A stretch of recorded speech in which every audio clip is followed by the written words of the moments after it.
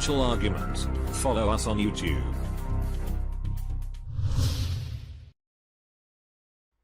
Let's get into the economic collapse financial news. Now, we can see just from the corporate media today talking about Deutsche Bank, things are rapidly falling apart. And we're starting to see that this is starting to spread. We know that Commerzbank is laying off about 9,000 or so employees. Well, Dutch ING Group, they are the largest Netherlands lender. They're going to be announcing thousands of job cuts on Monday. And we can see that this is spreading now to many different areas. And we're going to see an Italian bank say they're laying off people. A Spanish bank is going to be laying off people. And you have to remember how this occurs. It is all happening out in Europe first. It happens on the outskirts and works its way in. Just like the Great Depression in the 20s. Everything in Europe came back and hit the United States. And we're seeing the same thing happen right now. And when we look at all the economic indicators, when we look at the economic sectors, we see everything is deteriorating, everything is contracting. We see the U.S. everyday person, well, spending is declining. Income is declining. Actually, we're seeing spending completely disappoint in August. And we can see right now the corporate media is out there saying it's unexpected. I can't believe this. Why is this happening? We know why this is happening. People do not have the extra funds to go out and purchase. Everyone is very nervous. Everyone realizes that something's wrong, something's about to happen. And what people normally do at this point in time is when they're losing their jobs, when they only have a part-time job, or they're very nervous in their jobs because they hear rumors of layoffs, they start saving money. And this is why we're seeing the savings rate move up a little bit, because people are very nervous. Now, there's a very interesting indicator that shows us that there's a recession headed our way. And it's heavy trucking. And there's a link, there's a 30-year link between U.S. heavy truck sales and economic growth. And right now, the heavy trucking industry has declined by 29%. And every time this occurs, we're in a recession. And if we go back to 1986, well, it happened then. When we went to October of 1991, we had the same thing happen. January of 2003, recession. April of 2009, recession. Here we are again in August of 2016. We are in a recession, heading to a depression, heading to a collapse. And we can see that the situation is not getting better. It's not improving. It is getting worse. Actually, the Atlanta Fed right now, remember when they came out with their GDP and they said it's going to be about 3.6%, or it might even go as high as 3.8%. Well, we always know what happens. This was for the election. They made it sound really, really good. And then all of a sudden, they started to revise. Last Friday, they said it was going to be 2.9%. And I said, well, do we really believe them? No, of course not. They're going to revise it down once again. And they actually just did. They revised it down to 2.4%. And what they're going to do is they're going to continually revise this number.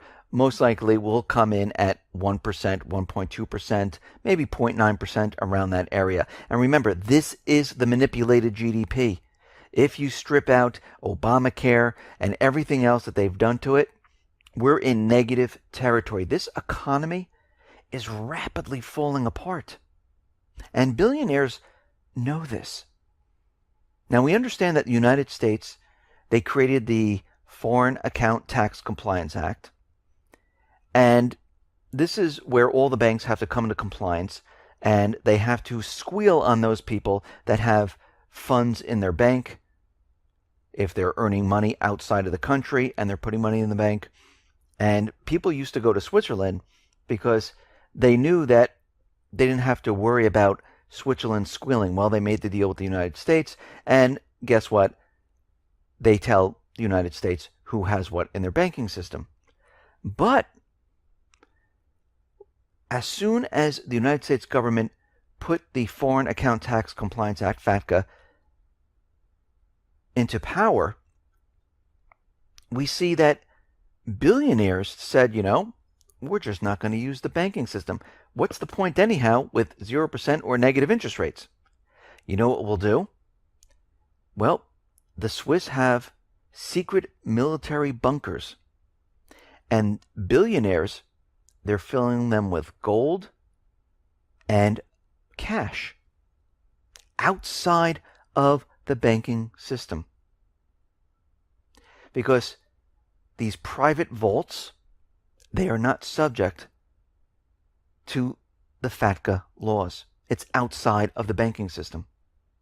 In fact, these super secret privately operated storage facilities buried around the Swiss Alps can basically store anything from anyone because they're not required to report suspicious activity, money laundering, or anything. And what we're seeing is a lot of billionaires, they're hiding their gold and other assets in this area. This is how they get around everything.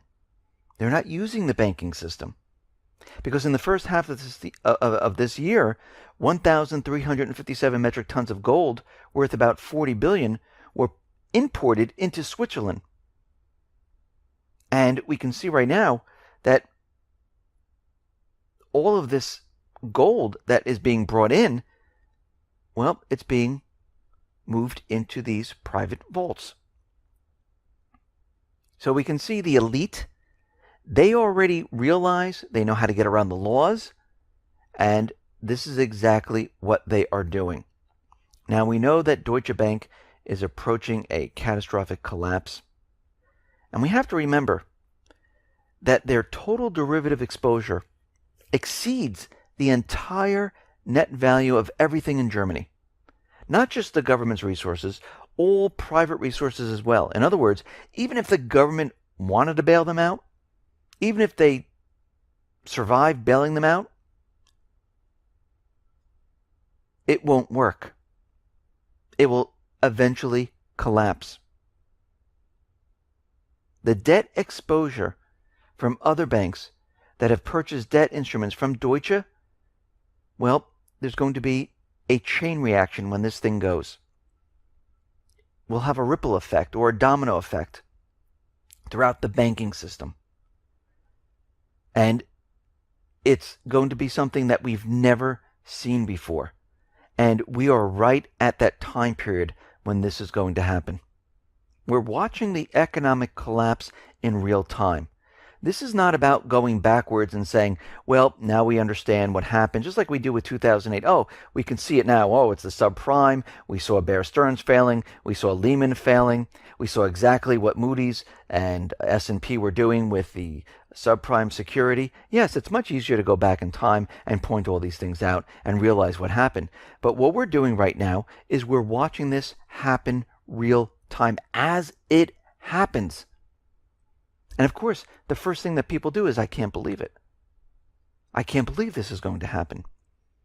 Actually, Deutsche's CEO is telling the employees that there's nothing to worry about whatsoever. Don't worry about a thing. What they're doing right now is they're blaming all of this on speculators. And they're saying that these hedge fund clients, they are, leaving the bank. They're reducing their exposure, and speculators are the problem. Didn't Nixon do this in 1971 when we came off the gold standard? They always like to use speculators. But what we're seeing right now is that Deutsche Bank, which is the 11th largest bank in the world, has assets of 1.8 trillion and over 60 trillion in derivatives on its books. The bank is about to unwind, and it will be catastrophic. This could very well lead to a 2008 type of crash. And it'll be very interesting to see how Germany, the ECB, the Fed, what they do to contain it. Because we can see right now, as soon as the US government, as soon as the German government, as soon as the CEO comes out and says speculation, no worries, everything is fine, everything is contained, you know what's going to happen.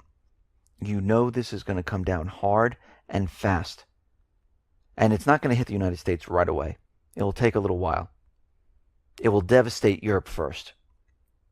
And then it will move inward. And we're watching this happen in real time.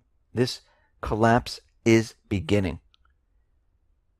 And we can see right now that everyone at this point should be saying, okay, do I have the supplies I need?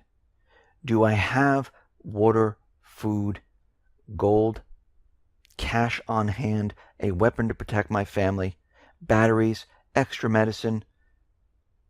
Do I have these things? Because from what we're looking at right now and what we've learned from 2008 and from the Great Depression and from 2001 is that once they start making these announcements, think about it. In 2008, when did they start making the announcement that everything's contained? July? August? How many months later did everything start to fall apart? 3, 4? Well, here we are once again. So we don't have that much time. As soon as they start saying these type of things, you know we're in big trouble. And we can see we're heading for this collapse, and it is approaching very, very quickly. And I can see right now they're going to try many extraordinary things, but eventually what's going to happen is something's going to go completely wrong, and it will start. Now, this is only going to be the first phase. They're trying to contain it right now so they can get everything ready to go. So this is going to be the first phase, because you have to remember the central bank in Europe, the central bank here in the United States, they want more control. And they have a certain mandate where they can't do certain things. So they need legislation passed. And the only way to convince government to push this legislation through is they need to scare them. They need an event. They need some type of crash.